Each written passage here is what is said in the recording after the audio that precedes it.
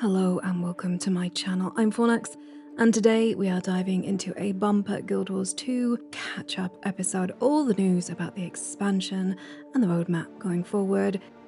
First things first, a while back, the new trailer for the expansion dropped. Its first trailer of, I imagine, quite a few, and along with the trailer, we got an announcement that the expansion was delayed until February 2022. February's my birthday, so I'm fine with that. I'm actually quite pleased that they're delaying it. All the insanity around the lockdowns and the social distancing and everything can't have made progress on the expansion easy. So thumbs up for me for the delay. So we know when the expansion's coming, but what are the features that have been confirmed so far? So here we go. First feature that caught my eye that I was incredibly excited about, irrationally so, perhaps because it's fishing. Yeah, I love me some fishing in-game. It's just my bag. Please, no kink shaming in the comments below. And happily, fishing isn't just for Cantha and the new maps and areas that we're going to get there. Fishing will be everywhere. Old and new maps alike will be full of fish to catch and collect, and I'm really looking forward to it. I've got to be honest, I'm a bit of a nerdy geek when it comes to this kind of thing. It's giving me a bit of an Animal Crossing vibe. Super happy about that. And fishing is held up and assisted by Skiffs, so you get to be the skipper of your own little boat to help you with collecting all those fishy fish out in the ocean. Well, as you can imagine, there's going to be some beautiful, wild and wacky ones being introduced into the game, hopefully not all on the gem store as well. So we have fishing, we have Skiffs, both of which are Masteries, and we have Siege Turtles. Siege Turtles, if you played factions back in the day, well, they were actually used as mobile turrets. Although in the villages, they were almost like accommodation, which was amazing, which I was hoping for, but we're going to be getting them as a 2-player mount. The first ever in Guild Wars, and I am deeply appreciative that they've brought the turtles in, so Siege Turtles all the way, fantastic. Now, that is not the only Masteries we're getting, but that is the only ones that we have information about. There are 2 more coming, which we will be finding out about in the not too distant future, fingers crossed. We have confirmed 3rd generation legendary weapons, all themed around Aurene. I think Aurene is a beautiful creation. Her crystalline, prismatic aura is amazing, and honestly I think these weapons are going to be beautiful, but because they're all themed around Aurene, I think people who prefer less fluffy kittens, rainbows type of weapon, I think they're going to be disappointed. But thumbs up from me, thank you very much. Development team, we love you. Okay, other features that have been confirmed are strike missions, which have actually been one of the more successful features of the Icebrute saga. I like strike missions, I think they're fun, they're short, they're snappy, they don't require as much time and effort as traditional raids, so I'm all for them. Community created events for End of Dragons. Now this is an interesting and new one for this expansion. So in 2020, the Extra Life charity stream offered the community who was watching a chance to talk about, vote on and create events that are going to be made for the expansion. So what do we know about it? Well, it's going to take place on Shijing Island on the map in the water. It's going to be a fight against monsters.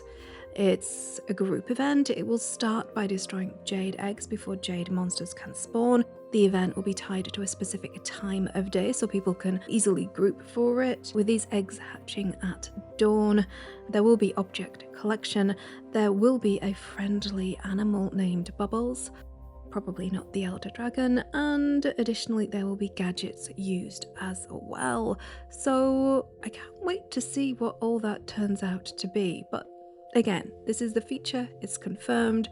They have actually made this something that the community just came up with in a live stream, which is awesome. And of course, we're going to get a new guild hall with the expansion. The guild hall is the Isle of Reflection. It is going to not only be a guild hall, but a fishing hub as well. And I would imagine that there will be fish you can only collect inside the guild hall. I mean, if I was adept, that would be how I would do it. I've seen some of the artwork for this island, and I've seen a few flashes of it in the trailer, which will be on the screen right now, and it looks absolutely amazing. And I am going to request that my guild, we switch from the Gilded Hallow to the Isle of Reflections, because holy shitballs, that looks like paradise to me. So let's talk about Elite Specialisations, specifically the Guardian, Mesmer and Necromancer Elites, which have been confirmed thus far, with a teaser as well. I think they're really all going through all Cantha inspired weapons and elites for this expansion. I'm happy they're breaking the paradigm. So what do we have? We have Guardian with the Willbender, we have Mesmer with the Virtuoso, and we have the Necromancer with the Harbinger. And yes, they have had to change some of the names of the Necromancer spells to accommodate this new elite. By all accounts, the most fun people are having is with the Virtuoso and the Harbinger, with the Willbender needing a bit of TLC, but that is why the devs put on the beta test and they're actually responding to player feedback. Is it not a joyous new dawn? It really feels like the community is helping the devs make the game. It's a collective effort. I mean, let's be real, the lion's share of the work is being done by the brave devs at that coalface, but hey, we're cheering them on and we're giving them feedback, and it's nice to just be a part of the process. So thank you ArenaNet. Okay, so what else do we know? Well, only 2 locations have been confirmed so far. Shishing Islands was the first place in the original Factions game. That was your starting area, basically. It was a monastery, it was a place of learning, but it was also the playground of the Imperial Palace. This is where the Emperor and his family and the court would come to enjoy themselves and relax. And in the original map, there was a menagerie of animals as well. It's a beautiful, beautiful place, even back in the day, with the dodgy old graphics that we got in the noughties. But yes, so happy that this is one of the first places that has been confirmed. Echo Val Forest, also stunning, staggering place to be in the original game. I cannot wait to see what the art team have done.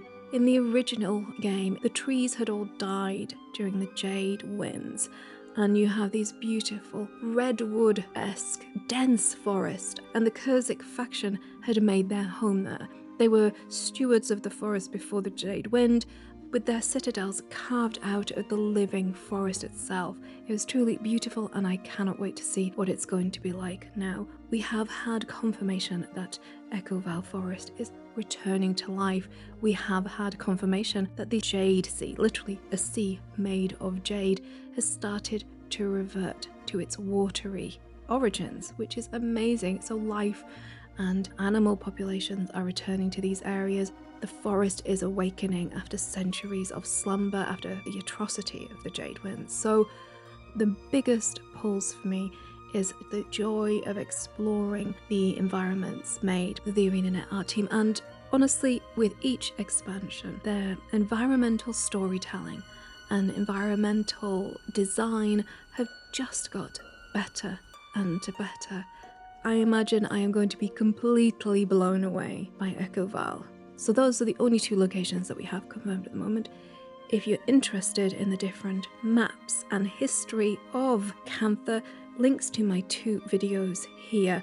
One video talks primarily about the story of factions, so what actually happened, the characters involved, the implications for the world, and what's happened in the interim, the part of the history that we know after the factions campaign ended.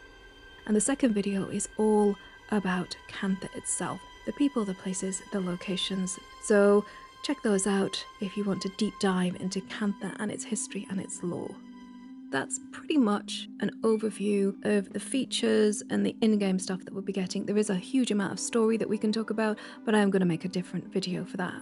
What I want to talk about now is roadmap going forward, because ArenaNet are being incredibly transparent and I really appreciate it. So for Guild Wars 2 End of Dragons, there is going to be another Elite Specialisation event on the 26th of October, which means that the players will maybe get to play the Willbender, the Virtuoso and the Harbinger again, and perhaps we'll get to play the new Thief Specialisation as well. Fingers crossed that it gets announced for that October date, and there's going to be another Elite Specialisation beta event on November the 30th. So if you want to test out these new Elite Specialisations, I imagine your feedback will be incredibly valuable to the teams.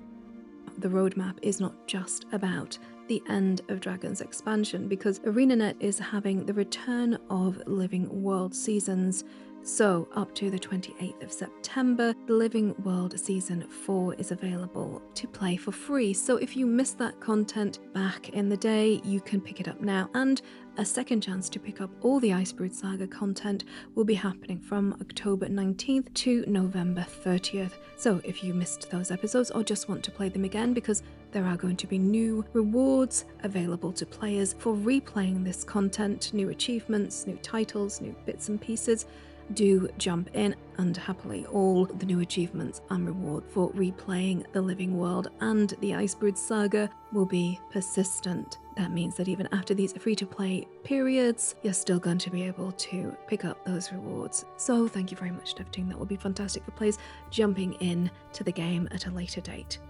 Let's talk about festivals, because the Festival of the Four Winds starts on the 31st of August. Shadow of the Mad King, which is basically the game's Halloween event, starts on October the 5th. Winter's Day, which is the winter festival for the game, starts on December 14th. And the Lunar New Year starts on January 25th.